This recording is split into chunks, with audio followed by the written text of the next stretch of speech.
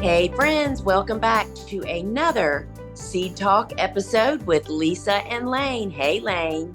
Hello, we have two special anniversaries to celebrate today.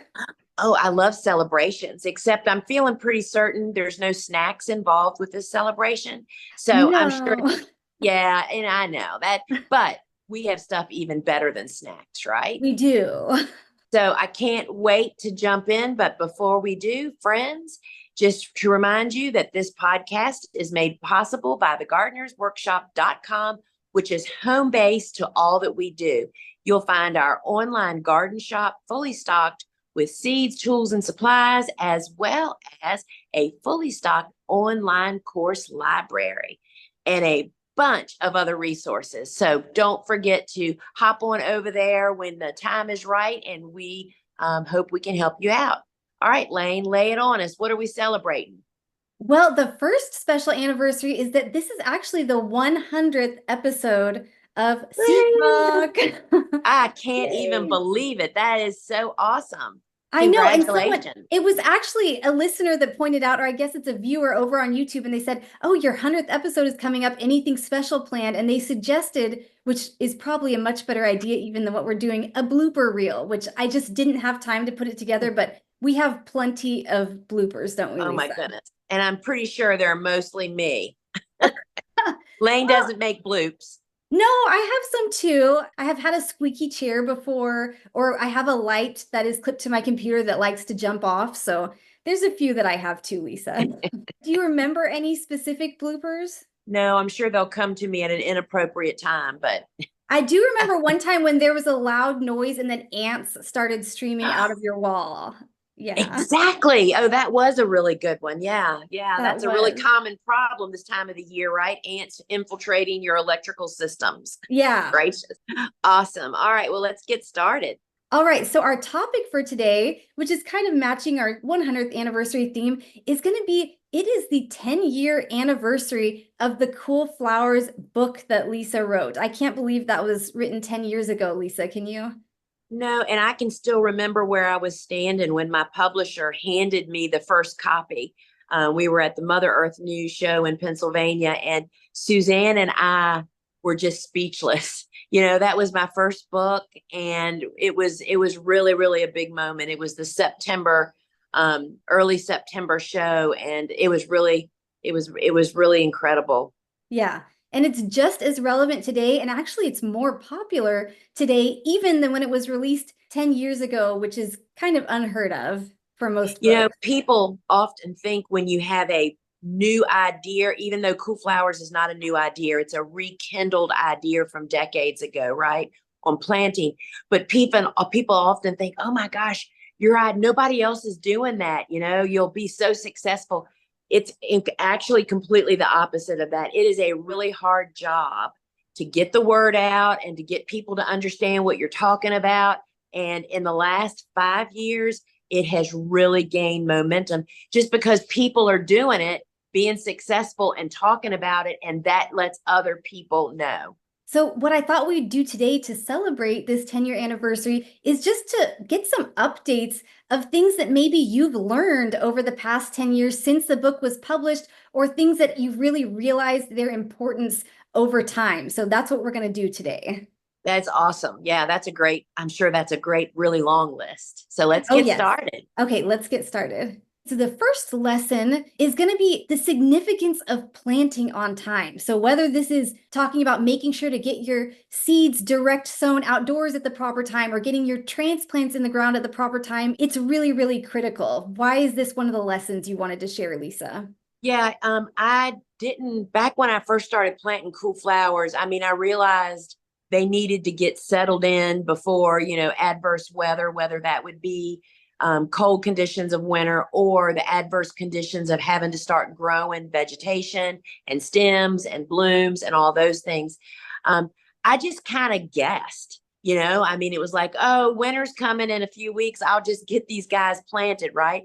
And then as all of a sudden I would have some obvious failures and then some obvious, really great wins, I started thinking, what's the difference? And I really traced that back to having planted them in a window that allowed those plants or either those seeds to sprout into a little plant, or those plants that I transplanted to get reestablished once planted. Because, when you're all snuggled down and ready to, just do your job, you can face anything versus you're running through the front door or out the front door, pulling your coat on, putting your umbrella on, running to your car, where are your keys. Think about doing all those things unprepared and what the difference is in the outcome. And that's basically it in a nutshell. And if you're new to cool flowers and you're trying to figure out your proper planting times, we have several different episodes that go in detail on that. So I'll make sure to link those below in the show notes. And I also just wanted to add that making sure to plant on time, that also means being observant and noticing, for example, in the fall, when you plant on time, are your plants still getting way too big before winter? We've talked about that a lot of times in different episodes. Well, maybe you need to plant a little bit later. So it means you can use the typical cool flower planting windows as a guideline as your starting off point, but also be observant and see if they need to be adjusted for you and your conditions where you live. And, isn't that true with everything in the growing world, is you have to tweak to your conditions. So, I still don't have a firm date of when I fall plant after planting them for 26 or 27 years, because each year is different. I have to kind of look at my weather pattern, look ahead, and make all of those calculations. And I want to mention here that I have also learned that there is no fixing the problems that occur when you don't plant on time. You know what I mean? It's like the short stems in spring because your plants were planted too late. You just chalk it up to a great lesson learned and go on about your business and plant better next year or in the next season. Okay, now we're going to move on to lesson number 2. And this is just the importance of excellent drainage. And we've said it so many times, but poor drainage kills more overwintered cool flowers than probably anything else. Don't you think, Lisa? That is for sure. And I can remember when I was at an ASCFG conference years ago, I was upstairs in a conference hall, eating my breakfast in the hall, sitting on a chair. That's when you meet some of the greatest people. And a seasoned Laura Hodges, who was an ag agent, I think it was University of Nebraska, maybe, came and sat down on the bench I was on and started eating her breakfast. And we started talking about, Lisianthus. And she said, it's not the cold. Lisianthus is incredibly cold winter hardy. It is the wet feet. It's the wet conditions that just really make diseases have the perfect environment to take a hold and take those plants down, because it never really dries out in winter. Because the soil, even if you think your soil drains pretty okay, you may find out that in the wintertime, your okay drainage becomes poor drainage. And it is the breeding ground for disease. And there are just some plants that are super sensitive. And in my experience, it's most of the cool season hardy annuals. Bupleurum and sweet peas and Lizzie. They just need excellent drainage. And it's not, when they have great drainage, they can face adverse conditions, which means those cold weather conditions. Yeah, and if you are struggling with overwintering cool flowers and they're things that are supposed to be winter hardy in your zone, try planting in raised beds. And that could be a structured raised bed, or what Lisa does on the farm is these sort of mounded raised beds. Could you describe those? Sure. We make mounded beds. That means we make raised beds that don't have sides. They aren't in a frame. And we do that with a tractor. However, for the first 10 years of farming, we did that with a walk behind tiller and a shovel. And that means that we were building beds that were anywhere from 4 to 6 inches higher than the pathway that they're next to. And that just really gives that bed a little advantage to have better drainage, as well as they warm faster in the spring. And it's just a really great setup for cool season hardy annuals. We use raised beds year round. But if you don't, you might want to consider it at least for the winter growing season. Okay, now we're going to go on to our third lesson, and it's going to be to have systems and plans in place to help prevent cool season hardy annual weeds, because there are not just warm season weeds, there are cool season weeds as well. And it's really important to have a plan in place to prevent those so they don't end up taking over your beds and making your entire growing experience miserable. I think that was perhaps the biggest surprise to me when I started growing cool season hardy annuals, which, I launched my flower farming career. My first commercial garden that I actually planted was Rudbeckia, sweet peas, black-eyed Susans, and a sweet William. And they were fall planted. And I was perplexed. And I planted larkspur, I think, by seed. I could not believe how my beds were covered in weeds that first spring, because in addition to that, there are cool season hardy annual weeds that grow, even better than your flowers do in the cold weather. But most of us, when we don't know this, never go out and look at the garden during winter. So those weeds just have their heyday. And you come out in early spring, maybe you're having a warm afternoon and you think, oh, I'll go out there and poke around. And it is a rude awakening for us. We fight chickweed and henbit, and both of them grow beautifully during winter here. Yes. I mean, chickweed can completely cover a bed, right? Yeah, it's like a carpet if you don't take care of it. Exactly. And I mean, chickweed most often is actually germinating in the fall when you're supposed to be direct sowing seeds. So, that was I can still remember the year that chickweed just really, I can't remember the circumstances, but chickweed really overtook my direct sowed beds. And I literally gave up on them. I just tilled them under. I didn't have any direct sown crops that was a long time ago. But there is so much, because in addition to overtaking your beds, they smother the flowers. So even after you spend a bunch of time trying to weed, you then can't even find any seedlings. And you decide then that cool season hardy annuals are not worth the effort, and nothing could be further from the truth. And also, if they get away from you and they get too large, when you go to remove them, they actually disturb the roots of the plants that you're actually trying to grow. And Layne, is it sounding like you and I have firsthand experience facing all these problems? Yeah, maybe let us know in the comments over on YouTube or using the form linked in the show notes. Would you like to hear us do an episode about helping to prevent some of these cool season weeds from taking over? Just let us know. Yeah, that would be a good one for sure. Okay, now we're going to move on to lesson number 4, and this is going to be the benefits of row covers. So if you are fall planting cool flowers that are winter hardy in your zone, you don't have to use row covers, but if you're able to hoop and cover with a lightweight row cover, the difference it can make is remarkable. I think I was so perplexed over how that worked, how much wind was in my garden, first off. Just yesterday, we were shooting a video installing insect netting, which is similar to row cover. And it didn't look like it was windy at all out, But the minute I brought that fabric out, you could just see it fluttering, I think that we all underestimate how much wind, particularly at ground level, that is constant going on out there. And then how much benefit there is from protecting these newly planted transplants up to established transplants through winter. I mean, think about sending your kid out to the bus stop on a 60-degree day, fall, without, in short sleeves, because it's going to heat up the rest of the afternoon. But they go out to the bus stop in the morning at 60 degrees and there's a little bit of wind. I mean, it's chilly out there. They're not going to die from it, but they're not going to be very happy standing at the bus stop. They're going to have their hands shoved in their pockets, right? That's the very same thing that I feel like about my transplants. They'll most often survive the cold wind whipping during the winter, but there are so many problems potentially that could occur that you can prevent. I mean, think about rocking. The wind whipping a little bit bigger transplant rocks them back and forth and can actually upheave them. And it damages the foliage. And those lightweight row covers can just keep your transplants in better condition.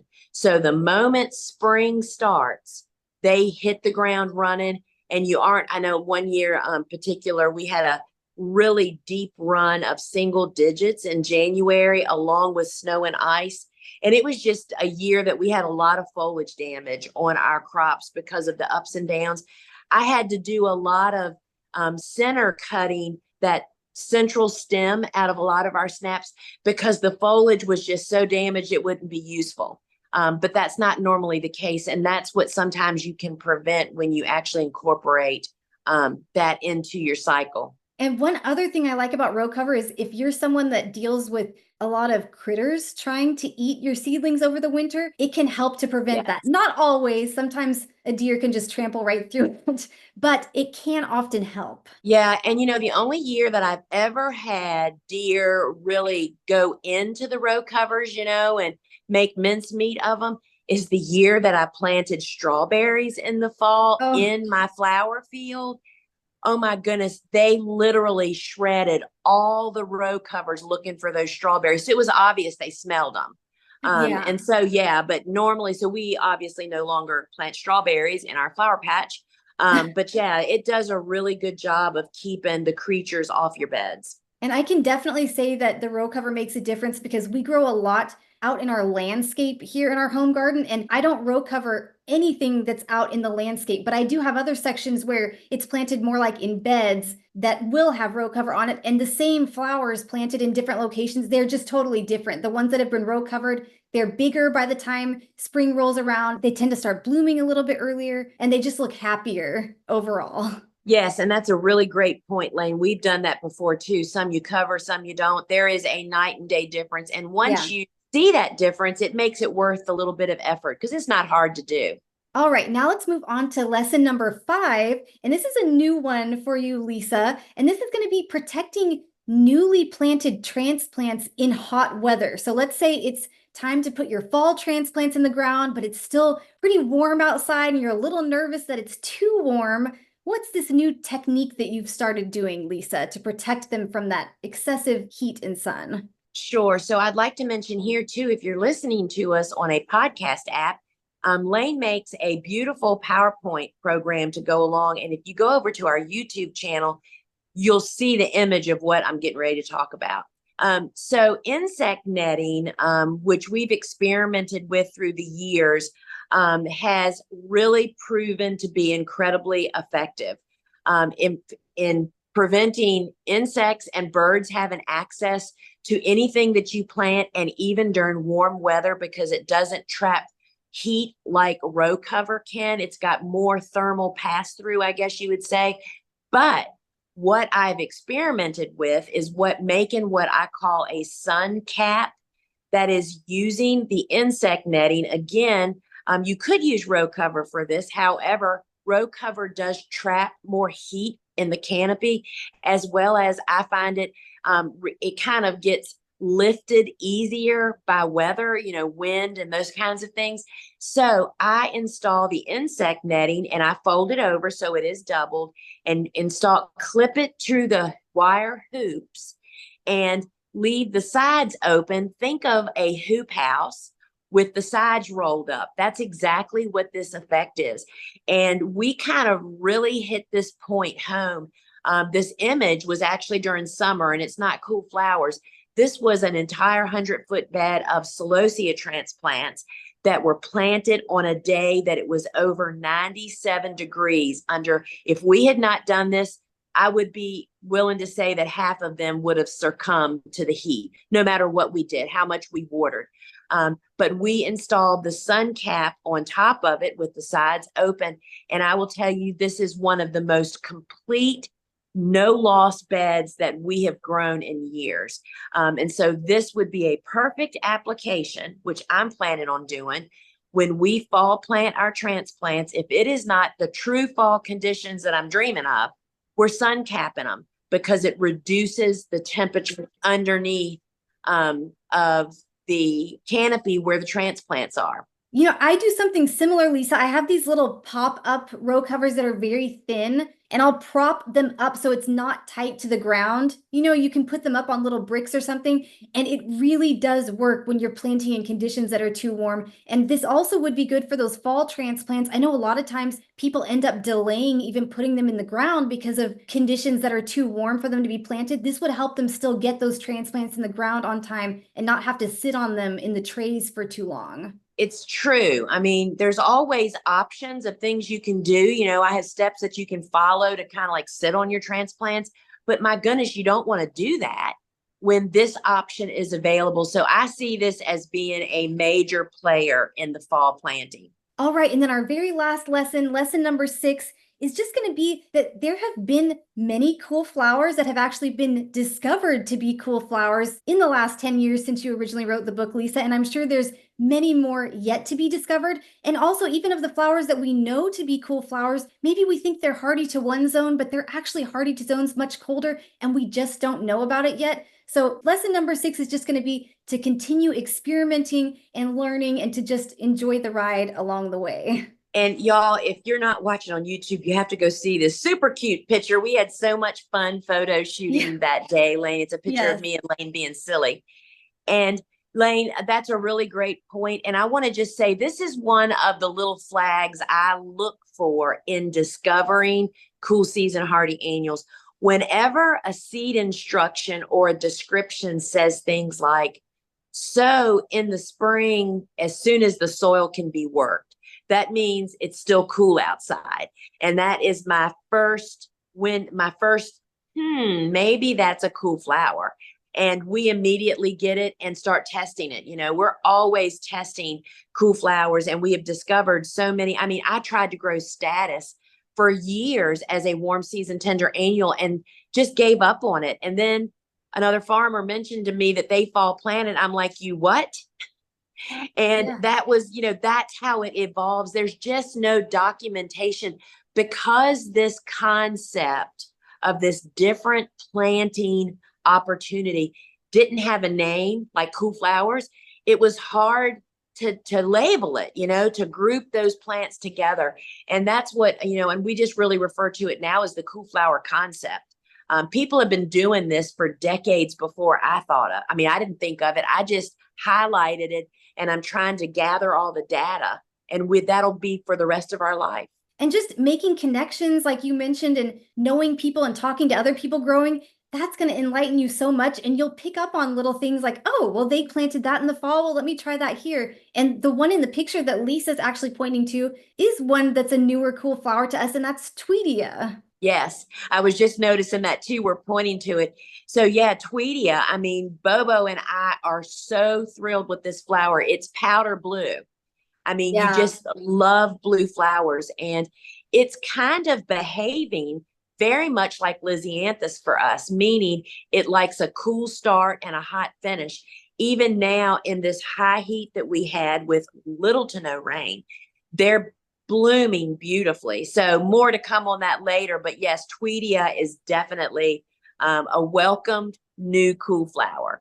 All right, well, that was it for our lessons that have been learned over the past 10 years since Cool Flowers was originally published. If you have any lessons that you'd like to share with us that you've learned about Cool Flowers, please feel free to leave them in the comment section over on YouTube or using the form linked in the show notes. And we just want to say thank you to everyone again for being with us through these 100 episodes. It wouldn't be possible without your support. So thank you so much to everyone who watches over on YouTube or listens in a podcast app, and everyone that's given us ratings and reviews or even likes and comments over on YouTube. We appreciate those so much. Yes. And friends, I don't even know if you're aware of this, that Layne has created a course called Cool Flowers Seed to Harvest. And she and I co-host that. And we do field demonstrations here on the farm. Tell them about it, Layne. I just feel like it's the best kept secret. The course just came out earlier this year. And friends, it takes out all the question marks.